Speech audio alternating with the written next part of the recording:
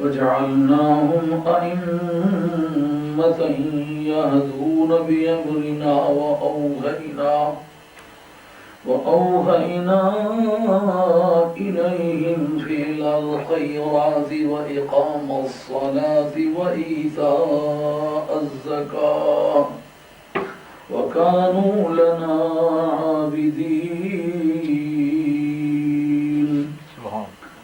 ولوطا آتيناه حكما وعلما ونجيناه من القرية التي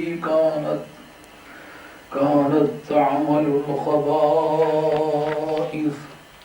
إنهم كانوا قوم سوء فاسقين. وأدخلناه في رحمتنا إنه من الصالحين. ونوحا إذ نادى من قبل فاستجبنا له فنجيناه وآله من الكرب العظيم. ونصرناه من القوم الذين كذبوا بآياتنا إنهم كانوا قوم سوء فأغرقناهم أجمعين. وداود وسليمان إذ يحكمان في الحرث إذ نفشت فيه غنم القوم وكنا لحكمهم شاهدين. وفهمناها سليمان وكلا آتينا حكما وعلما وسخرنا مع داود الجبال يسبحن والطير وكنا فاعلين. وعلمناه صنعة لبوس لكم لتحصنكم من بأسكم فهل أنتم شاكرون. ولسليمان الريح عاصفة تجري بأمره إلى الأرض التي باركنا فيها وكنا بكل شيء عالمين. ومن الشياطين من يغوصون له ويعملون عملا دون ذلك وكنا لهم حافظين. وأيوب إذ نادى ربه أني مسني الضر وأنت أرحم الراحمين.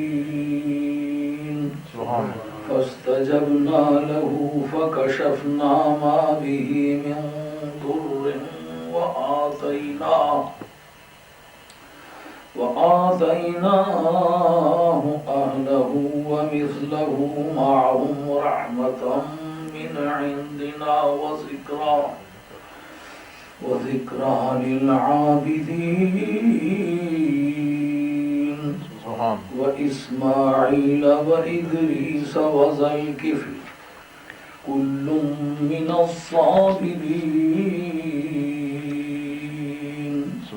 صدق الله مولانا العظيم وبلغنا رسوله النبي الكريم ونحن على ذلك من الشاهدين والشاكرين والحمد لله رب العالمين. حضرت حق جل وعلا شانہ وعز اسمہ وتم برہانہ ارشاد فرماتے ہیں وَنَجَّيْنَاهُ وَلُوطًا إِلَى الْأَرْضِ. ہم نے حضرت ابراہیم علی نبینا وعلیہ السلام نجیناہو میں جو پرسنل پروناؤن ہے یہ کوالیفائی کرتی ہے حضرت ابراہیم علیہ السلام کو، ان کی طرف لوٹ کے جاتی ہے، بتاتی ہے اس کو ہم نے بچا لیا نجات کے معنی ہوتے ہیں بچا لینا، ٹو ریسکیو. ہم نے اس کو بچا لیا اور لوط علیہ السلام کو بچا لیا. الی الارض، اس زمین میں پہنچا کر، اس زمین کی طرف انہیں بچا کر لے گئے. التی بارکنا فیہا للعالمین، وہ سرزمین جس میں آل عالم کے لیے ہم نے برکتوں کی بھرمار فرما رکھی ہے. وَوَهَبْنَا لَهُ اسحاق، ہم نے اس کو حضرت اسحاق علی نبینا وعلیہ الصلوۃ والسلام مرحمت فرمائے، عطا کیے، دے دیے، ٹو کنفر.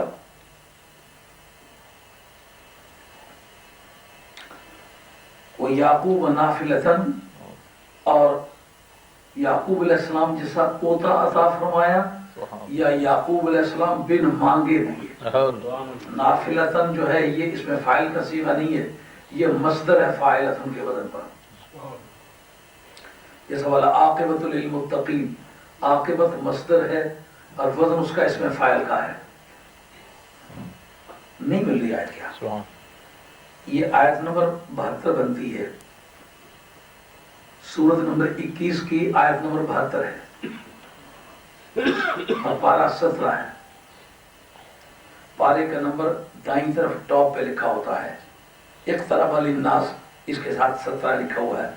پارہ نمبر پارٹ نمبر 17 ہے اور اس کے بائیں طرف ٹاپ پہ لکھا ہوتا ہے سورت کا نام، 7 نمبر ہوتا ہے. اس کا سورت کا نمبر ہے 21. اور یہ جو گول دائرے ہیں اصل میں یہ قدیم کاغذات میں بت ہے. بت کے معنی منقطع ہو گیا، تو اس کو لکھتے ایسے ایسے، جیسا کاف الکاف کو اس طرح نہیں کر کے لوگ لکھنے لگے، اسی طرح وہ بت لکھتے لکھتے گول دائرہ بن گیا. اصل میں بت ہے. یہ آیت کے خاتمے کی نشانی ہے. یہ اوقاف و رموز کا علم جو ہے یہ تفسیر کے علاوہ ہے. اور نافلتن یہ مصدر ہے فاعلتن کے وزن پر ہے. اس کا وزن اس میں فاعل کا وزن ہے، لیکن ہے یہ مصدر ہے. جیسا والا عاقبۃ للمتقین، عاقبت بھی مصدر ہے، یہ بھی مصدر ہے. اور حضرت یعقوب علیہ السلام نفلن دیے، یعنی بن مانگے دیے، گفٹ کے طور پر دیے. اسحاق تو انہوں نے مانگے تھے تو وہ دیے، اور بن مانگے ان کو حضرت یعقوب علیہ السلام دیے. بتاتا ہوں کیوں انشاءاللہ. وَكُلًّا جَعَلْنَا صَالِحِينَ، اور ہم نے ان میں سے ہر ایک کو نیک انسان بنایا. وَجَعَلْنَاهُمْ أَئِمَّةً يَهْدُونَ بِأَمْرِنَا، اور ہم نے ان سب کو رہنما، لیڈر، پیشوا، منزل کی طرف لے جانے والی قوم بنایا کہ یہدون بامرنا، جو ہماری تعلیم کے مطابق لوگوں کی رہنمائی کرتے تھے. معلومہ لیڈرشپ انبیاء علیہ السلام کا فرسٹ رائٹ ہے، لیکن اس قیادت میں ہدایت باری تعالیٰ بنیاد ہے. وَأَوْحَيْنَا إِلَيْهِمْ فِعْلَ الْخَيْرَاتِ، اور ہم نے ان کے دلوں میں نیکی کی وحی کی. یعنی خلق امر طبی، بعد میں تشریح کرتا ہوں کہ اوحینا کے معنی کیا ہیں. وہ اقام الصلاۃ، اور نماز قائم کرنا ان کے دل میں ڈال دیا. یہ تعلیم معلم سے نہیں، کسی ٹیچر سے سیکھ کے نہیں. جس طرح کے ایک پرندے کے دل میں پرواز کی آرزو پیدا کر دی جاتی ہے اور ایک درندے کو شکار کا ذوق عطا کر دیا جاتا ہے، ان کی فطرت میں ہم نے یہ چیز مرتکز کر دی، رکھ دی. نماز قائم کرنا اور زکوٰۃ کا ادا کرنا. وَقَانُوا لَنَا عَابِدِينَ، اور وہ ہماری بارگاہ میں جھکنے والے، ہماری عبادت کرنے والے. باطل کے سامنے کوئی جھکنے کا ڈر نہیں آتا تھا. وَلُوطًا آتَيْنَاهُ حُكْمًا وَعِلْمًا، یہ جن کو لوگوں نے اپنے وطنوں سے دھکیل کے نکالنے کی ناپاک کوشش کی، یہ اتنے شہزور آدمی تھے کہ ہم نے لوط علیہ السلام کو بالادستی، قانونی بالادستی، جوڈیشری، ایگزیکٹیو اور لیجسلیچر میں بالادست آدمی بنایا. اور اٹکل پچو بھی نہیں، علماً علی وجہ البصیرت، ان کو قانونی بالادستی بھی عطا فرمائی اور بالادستی کا صحیح صحت مند شعور بھی انہیں عطا فرمایا. وَنَجَّيْنَاهُ مِنَ الْقَرْيَةِ الَّتِي كَانَتْ تَعْمَلُ الْخَبَائِثَ، اور اس بستی سے ہم نے انہیں بچا نکالا جو بدیوں کی عامل تھی، ہر برا کام کرنا ان کی فطرت میں تھا. اِنَّهُمْ كَانُوا قَوْمَ سَوْءٍ فَاسِقِينَ، کیونکہ وہ لوگ ایک بدترین قوم تھے اور فطرتاً نافرمان اور قانون شکن، قانون کی حدوں کو توڑنا ان کا مزاج تھا. قانون انسان کے تحفظ کے لیے بنایا گیا ہے، قانون کی خلاف ورزی کرنا کوئی بہادری کی قسم کا کام نہیں، نادانی کی قسم کا کام. دنیا کا کوئی قانون بھی آپ مطالعہ کریں، کسی قانون کا مقصد بھی تخریب کاری نہیں ہے. تو بالخصوص ناموس الہی جو آسمان سے اترا ہوا ہے، اس میں حقوق کا توازن، اخلاق کا توازن، بندے و خدا کے درمیان تمیز، عبادت، اللہ تعالیٰ کی خدمت انسان کی، اللہ تعالیٰ کی بارگاہ میں نیاز مندی اور انسان سے پیار، یہ اس قانون کے خصائص میں سے ہے. اتنے بڑے عظیم قانون کو وائیولیٹ کرنا یہ انسان کے لیے اپنے لیے ہلاکت کا باعث ہے. وَأَدْخَلْنَاهُ فِي رَحْمَتِنَا، اور ہم نے حضرت لوط علی نبینا وعلیہ السلام کو اپنی رحمت میں داخل فرمایا. انہ من الصالحین، وہ بڑے اچھے لوگوں میں سے تھا، نیک شخص تھا.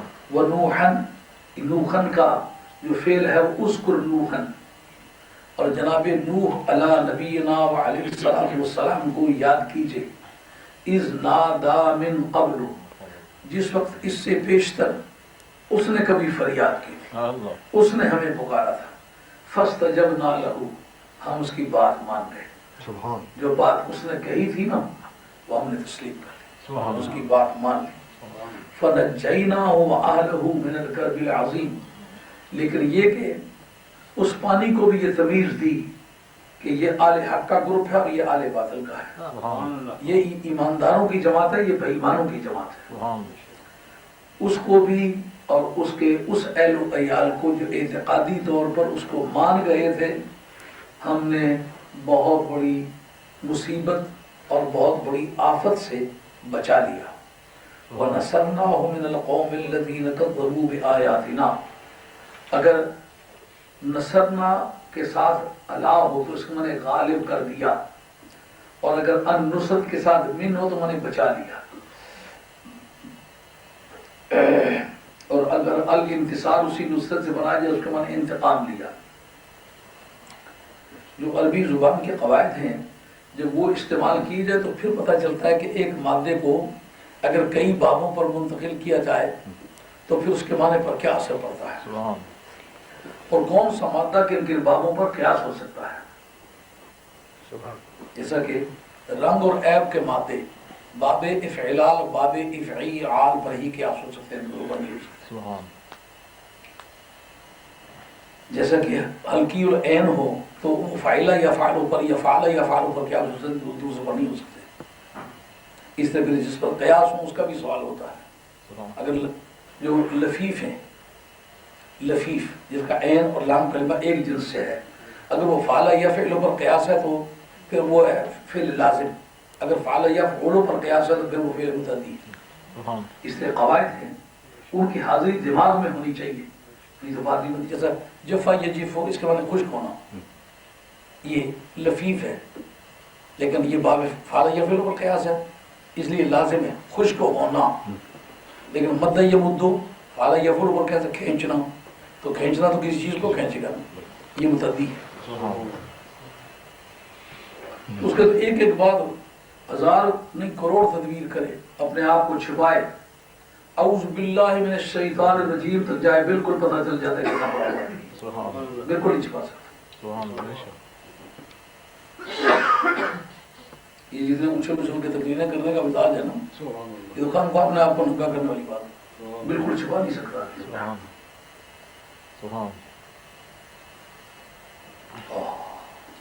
وَنَصَرْنَاهُ مِنَ الْقَوْمِ، یہاں کی اس کے معنی نصرت کے معنی مدد کرنے کے ہوتے ہیں نا، یہاں مدد کرنا معنی نہیں. من اس کا صلہ واقع اس کے معنی بچانا. ہم نے ان کو اس قوم سے بچا لیا جنہوں نے ہماری آیتوں کو جھوٹا کہا تھا، کذبوا بآیاتنا، جنہوں نے ہماری نشانیوں کو، ہماری آیتوں کو جھوٹا کہا تھا، ان سے ہم نے بچا لیا۔ انہم کانوا قوم سوء، وہ ایک بدترین قوم تھے۔ فاغرقناہم اجمعین، ہم نے ان سب کو ڈبو دیا، سب کو غرق کر دیا۔ پانی میں ڈبونے کا نام ہے غرق کرنا۔ وہ داؤدا، یا داؤدا پر بھی جو نصب ہے اس کے بعد اذکر، یاد کیجئے داؤد علیہ السلام کو، وہ سلیمانہ، اور سلیمان علیہ السلام کو، اذ یحکمان فی الحرث، جس وقت وہ ایک کھیت کا فیصلہ کر رہے تھے، ایک کھیت کے مقدمے کو پروسیڈ کر رہے تھے، اس کو چلا رہے تھے، اس کا فیصلہ کرنے والے تھے۔ اذ نفشت فیہ غنم القوم، جس وقت قوم کی کچھ بھیڑ بکریاں کھل کے اس کھیت میں چلی گئیں۔ نفشن کے معنی ہوتے ہیں کھل کے بکھر جانا، اور اسی نفش کو گاب کا استعمال ہوتا ہے روئی دھلنے کے لیے۔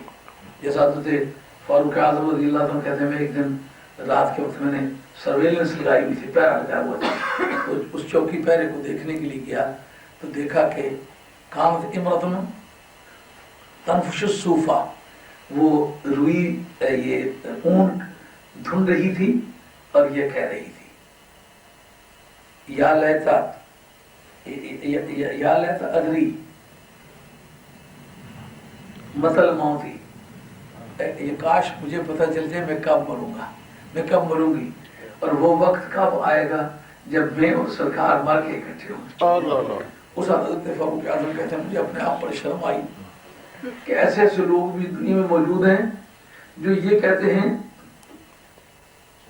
کہ میں کب مروں گی اور سرکار سے کب میری ملاقات، شہری کا وقت ہے اور جو اون دھن رہی ہے اور یہ گیت گا رہی ہے، کاش مجھے پتہ چل جائے وہ دن کب آنے والا ہے جب میں مروں گی تو مر کے سرکار سے ملاقات ہوگی۔ اس کا پیار دیکھ کے مجھے اپنے پیار اور تعلق پر شرم آئی، جیسا حضرت بلال حبشی رضی اللہ عنہ کے وصال کے وقت آپ کی اہلیہ کہتے واہ حسرتا ہوں یا بلال، ہائے بلال افسوس ہے تم مر رہے ہو، ان کا لا تو قولی واہ حسرتا ہوں، مت یہ کہو ہائے افسوس بلال مر رہے ہو، کہتے واہ مسرتا ہوں یا بلال، واہ حسرتا ہوں یا بلال، بلال مبارک ہو مر رہے ہو، کیوں؟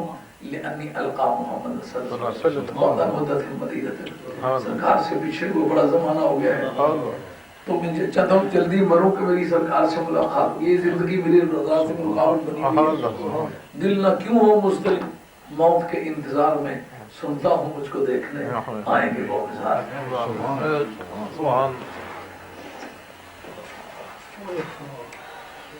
ہائے ہائے ہائے صحتیں لاکھوں میری بیماری یہ غم بے نثار، جس میں اٹھے بارہا ان کی عیادت کے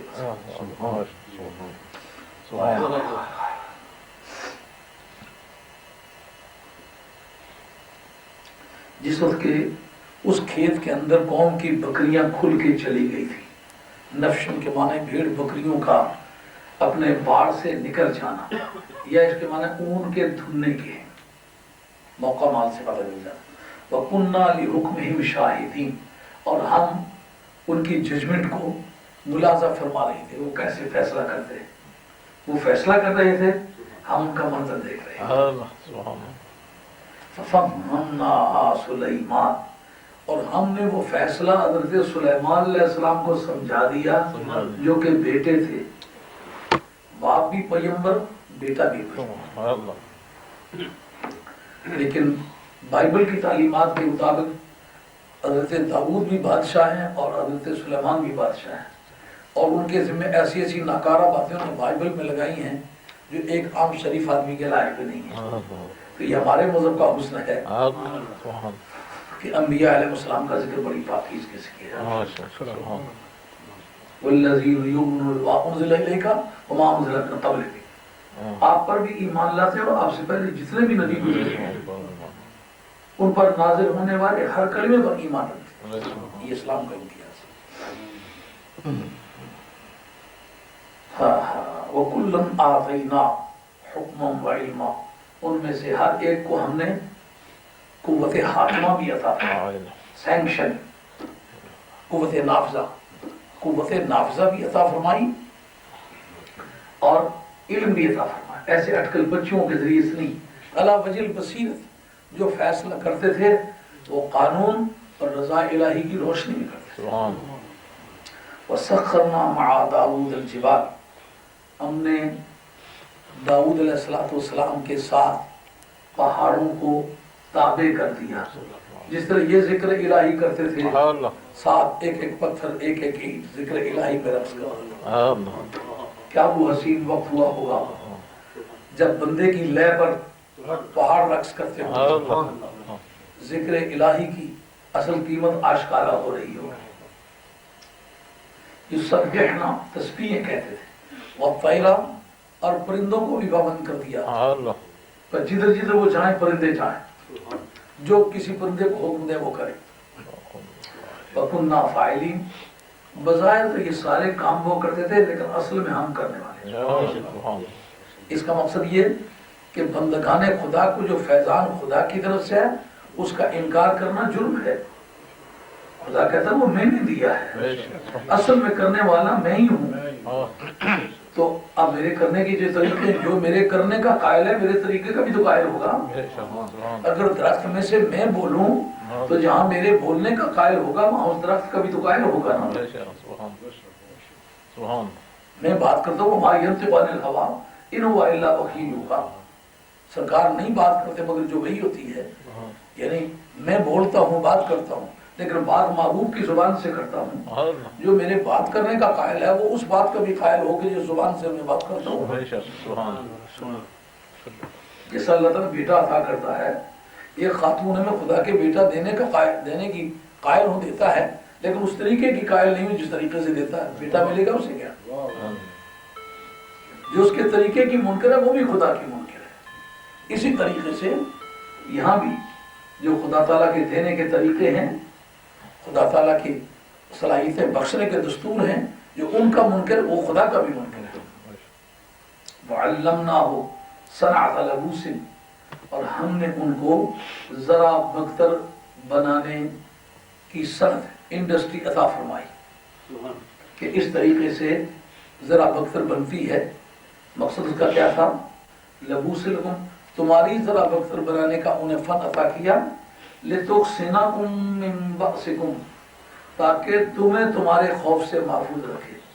یہ جو تم ایک دوسرے کو لے کر چھری مار دی، فوراً تیر مار دیا، ڈز کر دی، تو پھر اس سے بچنے کے لیے ہم نے ان کو ایک ہنر عطا فرمایا کہ لوہے کو موم کر دی۔ وَأَلَنَّا لَهُ الْحَدِيدَ، قرآن کہتا ہے دوسرے مقام، ہم نے لوہے کو ان کے لیے موم کر دیا ہے۔ اب جو داؤد علیہ السلام کو دیکھے کہ لوہا موم کر رہے ہیں، کہتے میں نہیں قائل، رب بھی کر سکتا ہے۔ تو رب کے اگر کرنے کے قائل ہو تو رب کے جو کرانے کا طریقہ اس کے بھی قائل ہو، جو اس کا منکر ہے وہ بھی تو رب کا منکر ہے۔ فَهَلْ أَنْتُمْ شَاكِرُونَ، کیا اس کا شکریہ ادا کرو گے کیا؟ وَلِسُلَيْمَانَ الرِّيحَ، ہم نے حضرت سلیمان علی نبینا وعلیہ السلام کے لیے ہوا کو تابع کر دیا، عاصفتاً، جو آندھی ہے، یعنی تیز ترین چلنے والی ہواؤں کو حضرت سلیمان علیہ السلام کے تابع کر دیا۔ تجری بامرہ، وہ اس کے حکم سے چلتی تھی۔ اب بتاؤ اس کے حکم سے چلنے سے شرک لازم آیا ہے کیا؟ رب نے ان کو یہ صلاحیتیں عطا فرمائی ہیں جو اس کے حکم سے چلتی تھی۔ الی الارض التي بارکنا فیہا، اس سرزمین کی طرف کہ جس کو ہم نے برکتوں سے مالا مال فرما رکھا تھا۔ وَكُنَّا بِكُلِّ شَيْءٍ عَالِمِينَ، اور ہم ہر چیز کو اچھی طرح سے جاننے والے ہیں۔ یہ نہیں کہ ہمیں پتہ نہیں تھا کہ بعد میں کوئی کیا کہے گا، ہمیں پتہ تھا یہ بک بک کرنے والی قوم بعد میں آنے والی ہے، اس لیے پہلے لوگوں کے جو پوری فائلیں ہیں نا وہ سارا ریکارڈ ہم نے سنبھال کے رکھا ہوا ہے کہ اس طریقے سے ہم کو صلاحیتیں عطا فرمائی تھی۔ وَمِنَ الشَّيَاطِينِ مَن يَغُوصُونَ لَهُ وَيَعْمَلُونَ عَمَلًا دُونَ ذَلِكَ، اور شیطانوں میں سے بھی ان کے تابع کر دیے۔ سلیمان علیہ السلام کو یہ قوت عطا فرمائی، شیطان سے ہی، لیکن کوئی ڈنڈے والا ان پر بھی سوال کر دیا، اور وہ بندگان خدا خدا سے تعلق بڑی بادشاہی ہے. شیطانوں میں سے تابع کر دیے کہ جو اس کے لیے سمندروں میں غوطے لگاتے تھے, کتنی بھی گہرائی میں کوئی چیز پڑی ہوئی نکال کے لاتے تھے. وَيَعْمَلُونَ عَمَلًا دُونَ ذَلِكَ, اور اس کے سوا بھی جو کام ہے نا عملاً نکرہ ہے, انہیں ہر طرح کے کام کرتے تھے. کہتے ہیں کہ کوئی عمارت بناؤ, عمارت بنانے لگ جاتے تھے. یہ کوئی عمارت بناؤ, عمارت بنانے لگ جاتے تھے. یہ سامان اٹھا کے فلاں جگہ لے جاؤ, فلاں جگہ سے لے آؤ, میرا نہیں لگاتے تھے, لے آتے تھے. وَكُنَّا لَهُمْ حَافِظِينَ, اور جن بندوں کا ہم نے ذکر کیا ان کی پروٹیکشن کا کام ہم خود کرتے تھے, ان کو تحفظ خود فراہم کرتے تھے. وَأَيُّوبَ إِذْ نَادَىٰ رَبَّهُ, اے پیارے جناب ایوب علیہ السلام کو یاد کرو. کہ ایوبہ پر جو نصب ہے نا زبر, اس کے پہلے اذکر فعل معذوف ہے, انڈرسٹوڈ ہے. اذکر پہلے تسلیمت ہے, اذکر ایوبہ, آپ جناب ایوب علیہ السلام کو یاد کریں کہ اذ نادا ربہ, جس وقت اس نے رب کو پکارا کہ انی مسنی الضر, مولا کریم مجھے ضرر پہنچ گیا ہے. ایک ہے درن, ایک ہے درن, جسم کو یا جسم کے اندرونی بیرونی کسی حصے کو کوئی نقصان پہنچے, اس کا نام ہے درن. اور اگر درن مانے کوئی مالی, کوئی خاندانی, کوئی عزت و آبرو کا, کوئی سیاست کا, کوئی معیشت کا کوئی نقصان پہنچ جائے, جسم کو پہنچ جائے, سب کو وہ حاوی ہے. درن کے مقابلے میں درن کا دائرہ زیادہ وسیع ہے. وَأَنْتَ أَرْحَمُ الرَّاحِمِينَ, مولا کریم تو سب سے زیادہ رحم فرمانے والا ہے. فَاسْتَجَبْنَا لَهُ, ہم نے ایوب کی یہ بات مان لی, قبول فرما. فَكَشَفْنَا مَا بِهِ مِنْ ضُرٍّ, جو اسے تکلیف پہنچی ہوئی تھی آنن فآنن دور کر دی. وَآتَيْنَاهُ آلَهُ وَمِثْلَهُمْ مَعَهُمْ, ہم نے اس کو اس کے اہل و عیال واپس کر دیے اور ان کی مثل اور بھی دیے ان کے ساتھ. رحمتاً من عندنا, صرف اپنی رحمت کی وجہ سے. یہ رحمتاً جو مفعول لہو ہے, وہ وجہ اپنی رحمت کے, اور کوئی قاعدہ کار فرما نہیں تھا. ہمیں رحم آیا کہ بندے اتنے دکھ میری رضا کے لیے صحیح ہیں, اب اگر یہ فریاد کر بیٹھا ہے تو اس کو سیر کر کے چھوڑ, اس کا ایک رگو پہ بول اٹھے کہ اب یقین آیا مجھے, وہی کسر باقی. وہ ذکر للعابدین, اور یہ ایک یادگار ہے عبادت گزاروں کے لیے. یعنی یہ انعام کا سلسلہ صرف ایوب علیہ السلام کی خصوصیت نہیں, بلکہ جس طرح اس نے دکھ میں مبتلا ہو کر میری پوجا میں کوئی کسر نہیں آنے دی, یہ ان کے لیے ایک نشانی ہے کہ آئندہ بھی کبھی کسی پر کوئی ایسا وقت آیا تو جب ہمیں کوئی بلائے گا, ہمارے ساتھ وفا کرنے کے بعد, مصیبتوں کے سیلابوں سے گزرنے کے بعد, اس کو معلوم نہیں کریں گے. اسی طرح اس کو بھی اسماعیل و ادریس و ذل کفل, اور جناب اسماعیل کو بھی یاد کیجئے, یہ حضرت ابراہیم علیہ السلام کے صاحبزادے. ادریس کو بھی یاد کیجئے, یہ جناب شیش علیہ السلام کے صاحبزادے. اور ذوالکفل, اس کے بارے میں مختلف رائے کہ ذوالکفل کے نام سے ایک مستقل نبی ہے یا یہ حضرت یونس علیہ السلام کا نام ہے, مگر صحیح زیادہ یہی ہے کہ وہ خود ایک مستقل نبی ہے. لفظی ترجمہ سے مانا حصے والا, کفل کہتے ہیں حصے کو, اور ذو من صاحب حصے والا. کل من الصابرین, ان میں سے ہر ایک آدمی صبر کرنے والا تھا. وَأَدْخَلْنَاهُمْ فِي رَحْمَتِنَا, ہم نے ان کو اپنی رحمت میں داخل کیا. إِنَّهُمْ مِنَ الصَّالِحِينَ, وہ صالحین میں سے تھے. اس سے آگے حضرت یونس علیہ السلام کا نام سے ان کا ذکر چلتا ہے. اب نیچے سماعت فرمائیے کہ اس وقت یہ بحث پیچھے سے انبیاء علیہ السلام کی چلی آ رہی ہے, نبیوں کا ذکر ہے. جیسا کہ میں نے پیچھے آپ سے یہ بات ذکر کی تھی کہ جس وقت نبیوں کا ذکر کیا کہ ان کے بنگلوں کا, کاروں کا, بینک بیلنس کا, ان کے اور جاہ و جلال کا, دولت و ثروت کا, ان کے اور خوشحالیوں کا, ان کے زیبائش و آرائش کا کوئی ذکر کیا. مصیبتوں کا ذکر کیا. اس کا مطلب یہ ہے کہ یہ محبت کا راستہ بڑا پرخار ہوتا ہے. کبھی پاؤں میں چبھے ہوئے کانٹے سر سے جا نکلتے ہیں, مگر اف کرنے کی اجازت نہیں ہوتی. لیکن جس وقت اس ترازو پہ تل جائے تو رحمت خداوندی پر سینے سے گر جاتا ہے. اس سلسلے میں یہ بات چل رہی تھی کہ جب ابراہیم علیہ السلام کے خلاف کی جانے والی کارروائی ناکامی کا شکار ہو گئی اور ان کے وہ سارے منصوبے خاتمے میں لا دیے گئے، تو لوط علیہ السلام کے ساتھ آپ کے متعدد رشتے بتائے جاتے ہیں۔ بعض مفسرین کا خیال ہے وہ ان کے بھتیجے تھے، بعض کا خیال ہے وہ ان کے بھانجے تھے، بعض کا خیال ہے وہ ان کے چچیرے بھائی تھے، بعض کا خیال ہے کہ وہ ان کے چچا تھے۔ اس سے ہمارا کوئی اعتقادی مسئلہ متعلق نہیں ہے، کچھ بھی تھے مگر اللہ کے نبی تھے، ان کے قریبی رشتہ دار تھے۔ اسی کنیکشن میں دونوں کا ذکر کیا کہ دونوں بغداد کے رہنے والے تھے، عراق کے رہنے والے تھے، اور اس تمام گیم میں جو ان کے خلاف کھیلی گئی تھی اس میں وہ گیم تو تنہا حضرت ابراہیم علیہ السلام کے بارے میں تھی، لیکن چونکہ یہ بھی کفار کی ہاں میں ہاں ملانے والے نہیں تھے، ان کا جو ایفیلیشن تھی، جو الائنس تھا، وہ حضرت ابراہیم علیہ السلام کے ساتھ تھا، اس لیے اس وقت کے سول لا نے ان کا بھی وہاں رہنا قبول نہ کیا، دونوں کو بیک وقت وطن چھوڑنا پڑا۔ رب کریم فرماتے ہیں ان کو بھی ہم نے بچا لیا اور لوط علیہ السلام کو بھی بچا لیا اس سرزمین کی طرف کہ جس میں ہم نے برکتیں فرما رکھی ہیں کل عالمین کے لیے، عالم جہان کے لیے۔ اس پر میں نے گزشتہ درس میں کچھ گزارشات پیش کی تھی کہ جس وقت یہ سوچا جائے وہ زمین کون سی ہے، وہ پیلسٹائن ہے، فلسطین ہے۔ فلسطین کے اندر جو برکت کا قصہ چلتا ہے زیادہ تر آیت معراج میں، جو کہتے ہیں الذی بارکنا حولہ، کہ اس مسجد اقصی تک ہم نے سیر کرائی جس کے گردا گرد کو ہم نے برکتوں سے مالا مال فرما رکھا ہے۔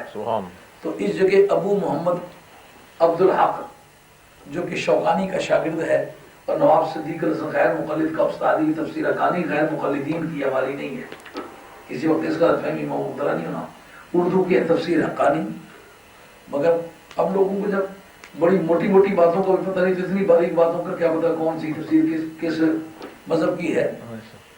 تو اس کے اندر وہ لکھتا ہے کہ اس سے مراد زیادہ تر یہ ممکن ہے کہ اس کے گردا گرد باغات ہیں، اس وجہ سے اللہ تعالیٰ نے فرمایا کہ ہم نے اس کے گردا گرد کو برکت عطا فرما رکھی ہے۔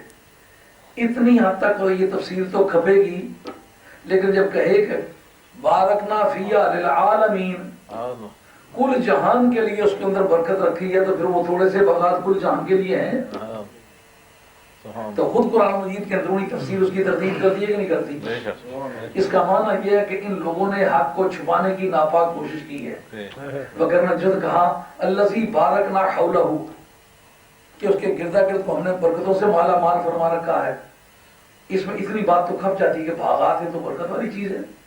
تو ایسے باغات فرعون کے محلوں کے گردا گرد نہیں تھے، شداد کے محلوں کے گردا گرد نہیں تھے، دنیا بھر کے بدکاروں زانیوں اور فاسقوں فاجروں کے گھروں کے گردا گرد وہ باغات نہیں ہیں؟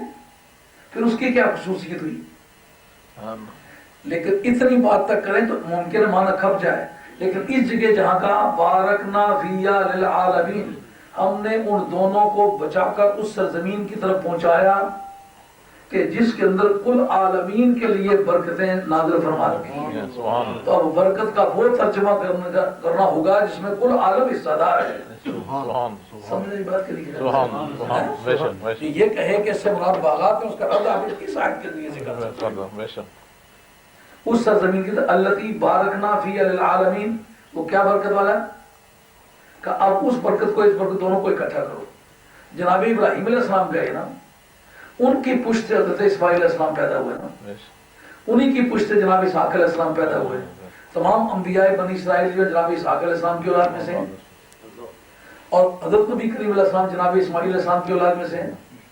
تو اب جن برکتوں کو کل عالم نے شیئر کیا ہے وہ تو نبوتوں کی برکتیں ہیں۔ تو جب یہ کہا کہ وہ مسجد اقصی جس کے گردا گرد کو ہم نے برکتوں سے مالا مال فرما رکھا ہے، اس سے مراد نبیوں کے وہ مزارات ہیں کہ جو بیت المقدس کے گردا گرد ہیں، جس کا معنی یہ ہے کہ مسجدوں کے قریب وہ آئے جو میرے دوستوں کی قبروں کا قائل ہو، جو میرے دوستوں کی قبروں کا منکر ہو، مسجدوں کا لگتا کیا ہے؟ اور مسجد ان کے لیے باعث برکت نہیں بتلائی، ان کی قبروں کو باعث برکت ان کے لیے بتلایا۔ اب بتاؤ باغ کا معنی اس کا ہو سکتا ہے؟ اگر باغ کا معنی ہو تو التی بارکنا فیہا للعالمین کس طرح ہوگا؟ اس سے وہ برکت مراد ہوگی جس میں پورا عالم شیئر کرتا ہے، ٹوٹل یونیورس شیئر کرتی ہے، پوری دنیا، زمین و آسمان، عالم تو سوائے ذات باری کے سب پر آتا ہے نا، یعنی چاند سورج ستارے، فرشتے جنات، انسان، پہاڑ درخت دریا، نباتات جمادات معدنیات، جہات ستہ 6 طرفیں، اوپر نیچے دائیں بائیں آگے پیچھے، جہات ستہ، یز ثلاثہ، یعنی کسی چیز کا طول، کسی چیز کا عرض، کسی چیز کا عمق، ان کو کہتے ہیں یز ثلاثہ فلسفے کی زبان میں۔ سب جس رحمت کو شیئر کرتے ہیں اس سے لیتے ہیں، وہ مراد ہوگی، وہ عالمین میں ہے وہ، تو وہ عالمین کے لیے کون سی رحمت بھیجی؟ کہ اس سرزمین میں جس میں نبیوں کے مزارات ہم نے مقدر کیے، جس میں ہم نے فیصلہ کیا تھا نبی یہاں رہیں گے، ابراہیم علیہ السلام وہاں رہیں گے، اسماعیل علیہ السلام وہاں رہیں گے، اسحاق علیہ السلام رہیں گے، یعقوب علیہ السلام رہیں گے، یوسف علیہ السلام پیدا ہوں گے، تو ان کے نبیوں کے مزارات۔ اب دیکھیں یوسف علیہ السلام کے ابا جی کا وصال ہوتا ہے مصر میں، کہتے کیا ہے؟ کہتے یار میرے ساتھ ایک بھائی پیدا ہوا تھا، اس کا نام عیسو تھا، ہم دونوں جڑواں بھائی تھے، پہلے وہ پیدا ہوا تو پیچھے میں پیدا ہوا، یار جس سے دونوں اکٹھے پیدا ہوئے تھے نا ان کا مزار وہاں ہے، میری قبر جا کے مصر میں بنا۔ تو یوسف علیہ السلام نے وہاں سے آپ کی لاش اٹھائی اور جناب عیسو کے ساتھ مزار جوڑ کے بنایا۔ یہ اس بات کا بھی ثبوت ہے کہ بزرگوں کی قبروں کے پاس جا کے اپنی قبر بنانے کی آرزو کرنا یہ نبیوں کا طریقہ ہے۔ سبحان اللہ۔ پھر یوسف علیہ السلام کا وصال ہوا تو انہوں نے کہا سنگ مرمر کے صندوق میں میری لاش بند کر کے دریائے نیل میں چھوڑ دینا، کسی وقت تمہیں یہ وطن چھوڑنا پڑے گا، بیگانہ وطن۔ اندازہ کریں بادشاہی بھی ہے، کل ملک کا 1-1 انچ بکا ہے، یوسف علیہ السلام نے خریدا ہے، 1-1 بندہ ان کا غلام بنا ہے، سب کو آپ نے آزاد فرمایا ہے، اور 1-1 ماشے تک سونا سب آپ کی ملکیت ہوا ہے، آپ نے سب لوگوں کو ہبہ کیا ہے، درخت کی 1-1 ٹہنی ان کی ملکیت بنی ہے، گھاس کی 1-1 پتی ان کی ملکیت بنی ہے، سب واپس کی ہے، پھر کیوں کہتے ہیں کہ وطن چھوڑنا پڑے گا؟ بیگانہ وطن بیگانہ وطن ہوتا ہے۔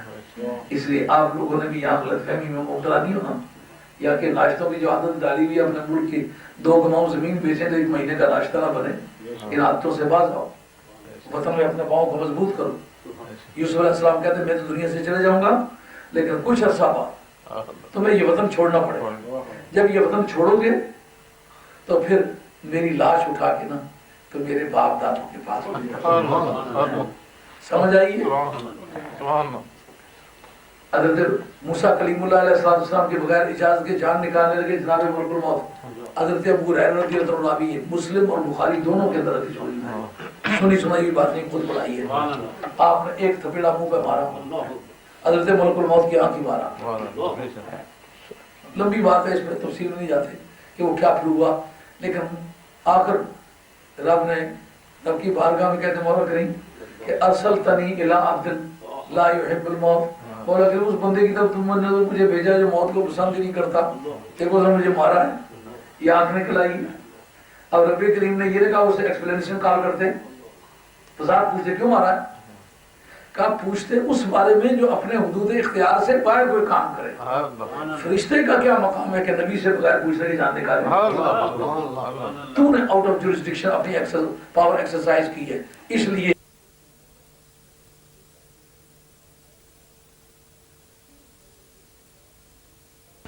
اللہ بری اولاد سے بچائے۔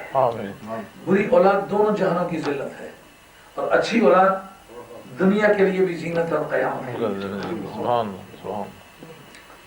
ایک برا بیٹا یا ایک بری بیٹی 6 سے 7 آدمی کے مابین حدیث میں آتا ہے کہ لے کے دوزخ میں جائے گی، جس نے برے کام کیے، اور جس نے اچھے کام کیے وہ 6 اور 7 کے مابین لے کر کے جنت میں جائے گی۔ یہ فرق ہے۔ وَجَعَلْنَاهُمْ أَئِمَّةً يَهْدُونَ بِأَمْرِنَا، ہم نے سب کو لیڈر بنایا، رہنما بنایا، اور وہ لیڈرشپ خدا تعالیٰ کی نعمت ہے، لیکن ان لوگوں کا وجود نعمت ہے کہ جو خدا کے حکم کے مطابق چلتے ہیں، نہیں تو ابو جہل بھی لیڈر تھا، ابو لہب بھی لیڈر تھا، امیہ ابن خلف بھی لیڈر تھا، لیکن وہ عالم کہتے ہیں اذا کانوا ضربوا دلیل قوم سیادیہم الی دار الہلاکی، کوا کسی قوم کا کوئی جانوروں کی جماعت کا لیڈر بن گیا، اس نے کہا کہ مجھے اڑ اڑ کے شکار تلاش کر کر کے زندگی خراب ہوتی ہے، یہ دریا کہ اس کی ایسی کھڈ میں پھینکوں جس سے یہ کبھی نہ نکل سکے، اور زندگی کے باقی دن جو ہے وہاں یہ مرے پڑے رہے، میں کھاتا رہوں۔ تو عالم کہتے ہیں اذا کانوا ضربوا دلیل قوم سیادیہم الی دار الہلاکی، جب گواہ کسی قوم کا رہنما بن جائے تو پھر ان کو دار الہلاکت کی طرف رہنمائی کرتا ہے، یہ کہیں ووٹ ٹوٹ نہ جائیں، پیسے مارو نہ جیے نہ مرے، اور میری خوراک ہمیشہ کے لیے آپ ہو جائے۔ اللہ کریم فرماتے ہیں وَأَوْحَيْنَا إِلَيْهِمْ فِعْلَ الْخَيْرَاتِ، ہم نے ان کے دلوں میں وحی کی۔ اب لفظ وحی پر تو 4 منٹ لگا لو۔ وحی کا لغوی معنی ہے اشارت نمودن، ایسے اشارہ کر جانا، ایسے کرنا، ہاتھ سے اشارہ کرنا، آنکھ سے اشارہ کرنا، ایک معنی لغوی طور پر، لنگوسٹکلی ایک معنی اس کا لیکسیکل میننگ، اور ایک در پردہ پیغام رسانیدن، پردے میں کوئی پیغام کنوے کرنا، اس کا نام بھی وحی ہے۔ اور ایک اس کا معنی ہوتا ہے خلق امر طبعی، یعنی فطرتاً اس کی نیچر میں انسٹل کر دینا، جیسا کہ قرآن مجید کہتا ہے وَأَوْحَىٰ رَبُّكَ إِلَى النَّحْلِ أَنِ اتَّخِذِي مِنَ الْجِبَالِ بُيُوتًا وَمِنَ الشَّجَرِ وَمِمَّا يَعْرِشُ ثُمَّ كُلِي مِن كُلِّ الثَّمَرَاتِ فَاسْلُكِي سُبُلَ رَبِّكَ ذُلُلًا يَخْرُجُ مِن بُطُونِهَا۔ قرآن مجید نے یہ کہا ہے ہم نے شہد کی مکھی کی طرف وحی کی۔ کیا وحی کی؟ اوحیٰ ربک الی النخل ان اتخذی من الجبال بیوتا، کہ پہاڑوں میں اپنے گھر بنا۔ ثم کلی من کل الثمرات فاسلکی سبل ربک ذللا۔ میں حافظ تو ہوں نہیں، آپ کو بتائیے، میں بس قواعد کے سارے سے پڑھ رہا ہوں، اگر وہ غلطی ہو تو میری رہنمائی فرمائیں۔ تو پھر تم درختوں کے پتے کھاؤ تو فاسلکی سبل ربک ذللا، تم اللہ تبارک تعالیٰ کے راستوں پر چلو جو بڑے پسندیدہ ہے۔ اچھا، رب کا راستہ کیا کہا؟ ان اللہ و ملائکتہ یصلون علی النبی، رب کا تو راستہ، رب جس راستے پر اپنے بے کیف طریقے سے چلتا ہے جو اس کی شان کے لائق ہے وہ تو سرکار پر درود پڑتا ہے۔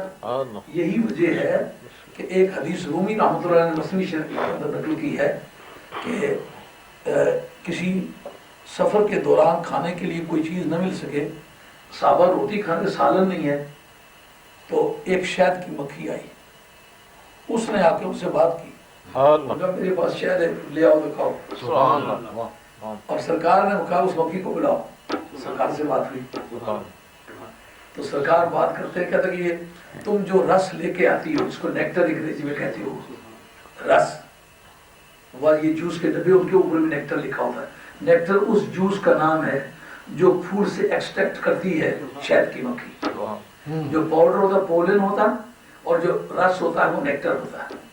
انہوں نے کہا کہ میں مختلف پھولوں سے رس لاتی ہوں، سرکار نے فرمایا اس میں تو کوئی کھٹا، کوئی میٹھا، کوئی بسیندہ، کوئی پھیکا، کوئی کڑوا، تو یہ سارا کیسے میٹھا ہو جاتا ہے؟ انہوں نے کہا ہماری ایک مکھی ہے جس کا نام ہے یاسوب، سردار ہے مکھیوں کی، وہ کہتے ٹھہر جاؤ، اب اس کی بنیاد رکھ کے افتتاح کرنے لگے، اب وہ اوپننگ کرنے لگے، کیا کرو؟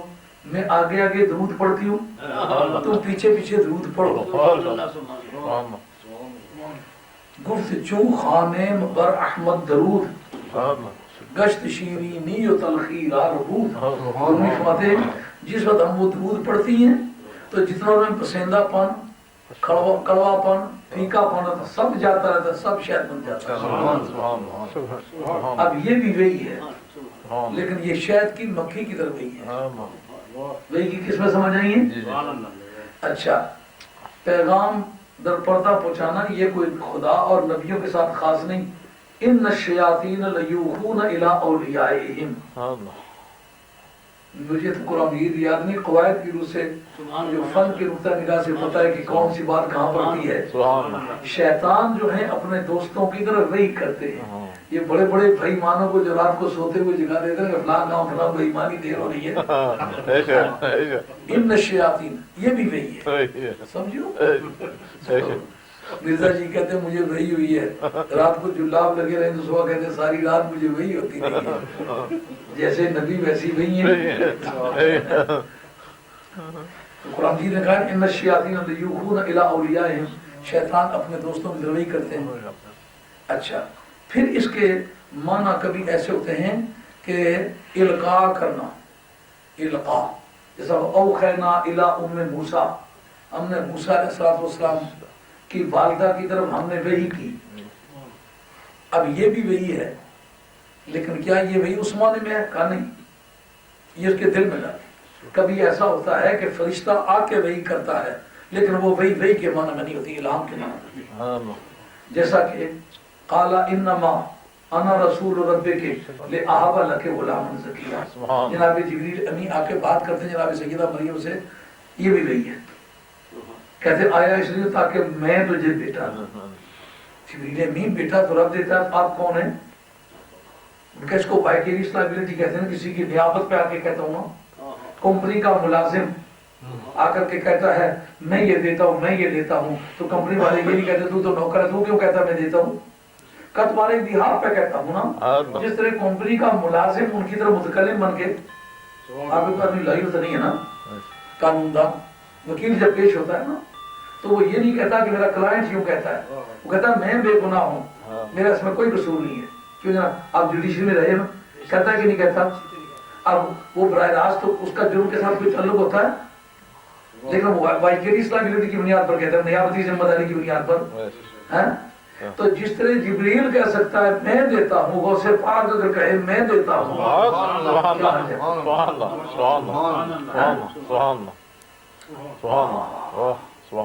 وہی کی ایک اور قسم سمجھ میں آ گئی ہے۔ اب آئیے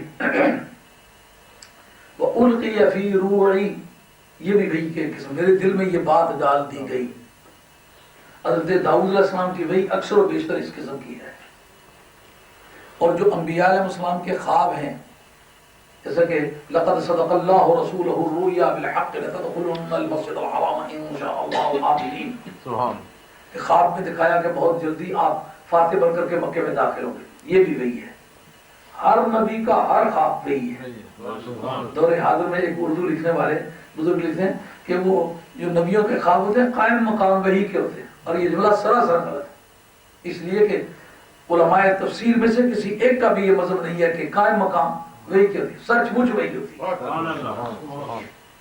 اذ قال یوسف لأبیہ یا ابت انی رأیت 11 کوکبا والشمس والقمر رأیتهم لی ساجدین، کہا میں دیکھتا ہوں کہ چاند اور سورج اور 11 ستارے میرے سامنے سجدے میں گرتے ہیں، یہ بھی وہی ہے۔ جو ابراہیم علیہ السلام کہتے کہ انی ارا فی المنام انی اذبحک فانظر ماذا تری، قال یا ابت افعل ما تؤمر، میں خواب میں دیکھتا ہوں میں تمہیں ذبح کرتا ہوں، تو انہوں نے یہ نہیں کہا ابا جی خواب ہے، کہا جو آپ کو حکم ہوتا ہے وہ کرے، ستجدنی انشاءاللہ من الصابرین، اگر رب نے چاہا تو آپ مجھے صبر کرنے والا پائے۔ لیکن یہ بھی ایک قسم سمجھ آئیے۔ اب اس سے اگلی، نبی کریم علیہ السلام کو جا بجا آ کے جبریل امی وحی کرتے ہیں، فَإِنَّهُ نَزَّلَهُ عَلَىٰ قَلْبِكَ بِإِذْنِ اللَّهِ، آپ کے دل پر جو وحی کی جاتی ہے اس کا نام بھی وحی ہے۔ ایک وحی کی وہ قسم ہے نہ فرشتے کو پتا ہے نہ باقی مخلوق کو پتا ہے، عرش سے پرے ہیں اور ہمیشہ وحی لانے والا انتظار میں ہے۔ ہوتا کیا ہے؟